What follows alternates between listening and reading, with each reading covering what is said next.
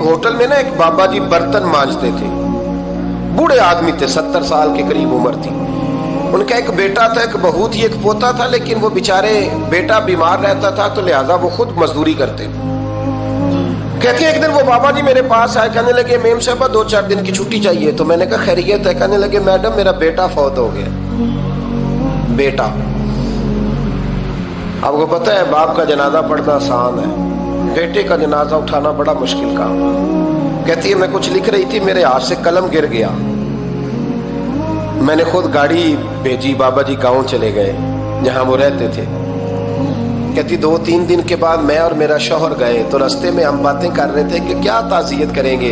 एक ही बेटा था, कोई रिश्तेदार भी नहीं, तो उसकी तो कायनात उजड़ गई, किन लफ्जों से उसे ताज़ियत क्या कहेंगे।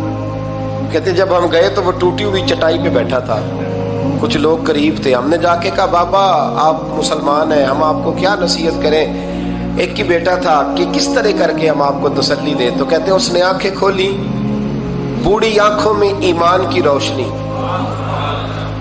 कहने लगा बीबी क्या ताज़ियत की बात करती हो, मैंने को पैसे जमा करा के बेटा लिया था, खुदा ने फजल से दिया था, अदल से ले गया है, मैं अपने रब के फैसले में बड़ा राजी हूं। अल्लाहु अकबर।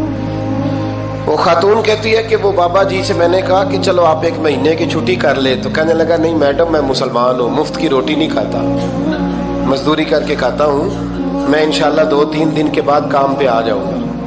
कहते हैं वो चंद दिनों के बाद आ गया। अल्लाह की कुदरत के अभी 2-3 माह गुजरे थे, फिर आया, मैडम छुट्टी चाहिए कुछ दिनों की। मैंने कहा खैरियत है? कहने लगे वो मेरी बहू भी हार्ट अटैक से फौत हो गई।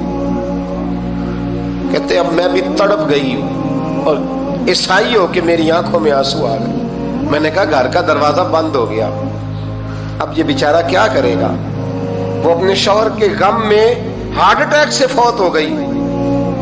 कहते हम फिर 2-3 दिन के बाद ताज़ियत के लिए गए, फिर टूटी हुई चटाई, बूढ़ा ना अपनी उंगलियों से जमीन पर कुछ बना रहा है। कहते करीब गई और मैंने जाके कहा बाबा अब तो तसल्ली आपने खुद ही करनी है, जो निजाम था वो तो हो गया। तो कहते हैं फिर उसने आंखें खोली, आसमान की तरफ देखा तो कहने लगा बेटी कोई परेशानी नहीं, मेरा बेटा बगैर शादी के भी तो फौत हो ही सकता था ना, बस मेरे मालिक ने जब चाहा जैसे चाह हुआ, मैं इंशाल्लाह 2-4 दिन के बाद काम पे आऊंगा। ये मेरा 3-4-5 साल का पोता है, अभी स्कूल दाखिल हुआ है, मैं साथ ले आऊंगा, वहां मेरे साथ ऊपर क्वार्टर में जहां मैं रहता हूं ये भी रहेगा।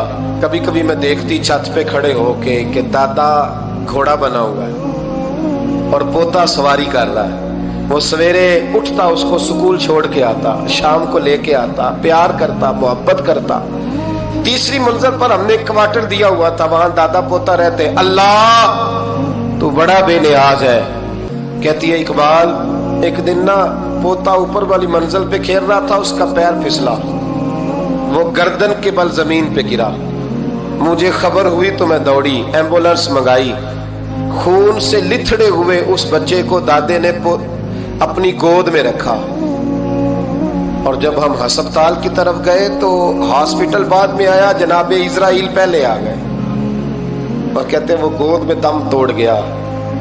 फिर दादे ने उसे अपने हाथों से गुसल दिया, फिर उसने अपने बूढ़े हाथों से कब्र खोदी और फिर मिट्टी डाल के कहने लगा इन्ना लिल्लाहि व इन्ना इलैहि राजिऊन। जे सोना ही मेरे दुख विच राजी, जे सोना ही मेरे दुख विच राजी। फिर सुख नु चुल्ले डावा। कहते वो मिट्टी डाली उसने और जब वो वापस पलटा तो मैं बाजू से थाम के होटल करीब लाई और मैंने उसके करीब कहा कि बाबा तू टूट गया है, तू बिखर गया है। तो कहते यूं उसने हाथ रखे और यूं आंसू छटक दिए।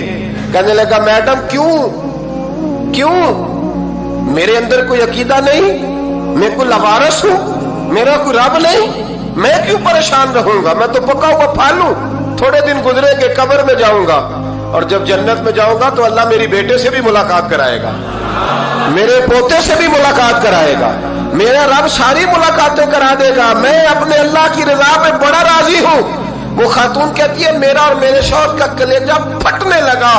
मैंने कहा बाबा ये जज्बा कहां से मिलता है, ये सुकून कहां से आता है। یہ کیفیت کیسے ملتی ہے؟